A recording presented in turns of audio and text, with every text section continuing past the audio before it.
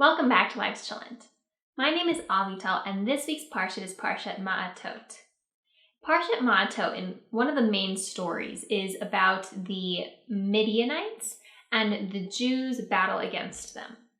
So if you'll recall from a few Parshas ago, the Midianites were a nation that led the Jewish people to a lot of sin. They led them towards idolatry, to serving their gods, and to a lot of immorality. And because the Jewish people were sort of swayed by the Midianites and followed in their ways, there was a plague that was inflicted upon the Jewish people that commentators sort of amount that it killed 24,000 Jewish people, this plague. And last week's Parsha, Pinchas was the man who actually was able to end this plague by sort of this public action that he took against these sinful ways that had been transpiring. And so in this week's Parsha, God commands Moses and the Jewish people to wage war against the Midianites. And so here's what God says. Hashem spoke to Moses saying, "Take vengeance for the children of Israel against the Midianites." So 1,000 men went from each tribe to fight against the Midianites. So that was a total of 12,000 soldiers that went to fight against the big nation of the Midianites.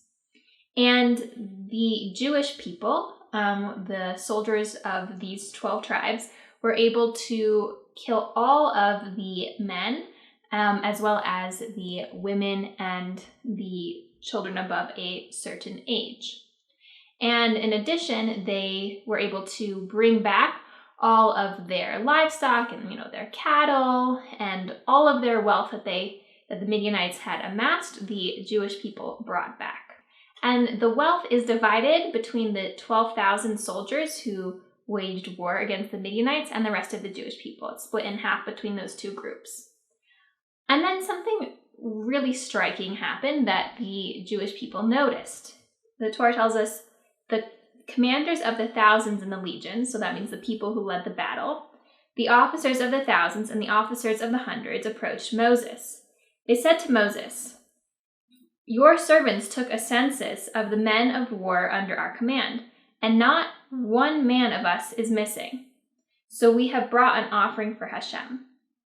So basically what's amazing is these 12,000 soldiers went to battle, slew all of Midian, and not one of the Jewish people, not one of the Jewish soldiers died or was lost along the way. That is an absolute miracle and absolutely mind-boggling. I don't think that there's been such a war on such a grand scale where there were no casualties. It's quite a miracle. And the commanders of these troops, they recognize this and they say, we have to bring an offering to God because this is incredible. And I thought that was really beautiful. They're able to sit there in their victory, not say like, wow, hurrah, look how great we are. We're such strong warriors and fighters that we went out and just totally decimated these people. And they're not just riling themselves up. They're saying this absolutely was not possible without God, and we have to do something about it, and we have to thank God for it. And I think that at times it happens in our lives where something is just undeniably a gift from God. Maybe it's happened to you at some point in your life where you've been able to recognize it. Like, as an example, you are struggling you need to pay a certain bill and you don't know where the money's going to come from. And then all of a sudden you get this job that comes up unexpectedly, or a raise or a bonus or something that covers almost exactly that amount that you needed. Or maybe it's something more like something that just seemed so improbable to happen.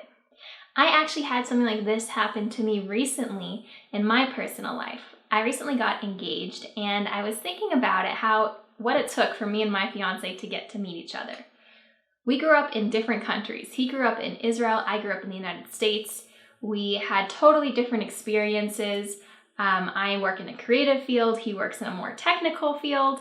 We really know very few people in common. And what it took for him growing up in Israel, in his community, in his life, with his circle, and me growing up in the United States with my circle and my community and all of these things, it's absolutely an orchestration of God that we were able to meet each other. it's undeniable to me that this is something that God brought us together, because it's so improbable for us to have met. And this happens throughout our lives in relationships, yes, in regards to finances, but so often where something is just such a miracle from God.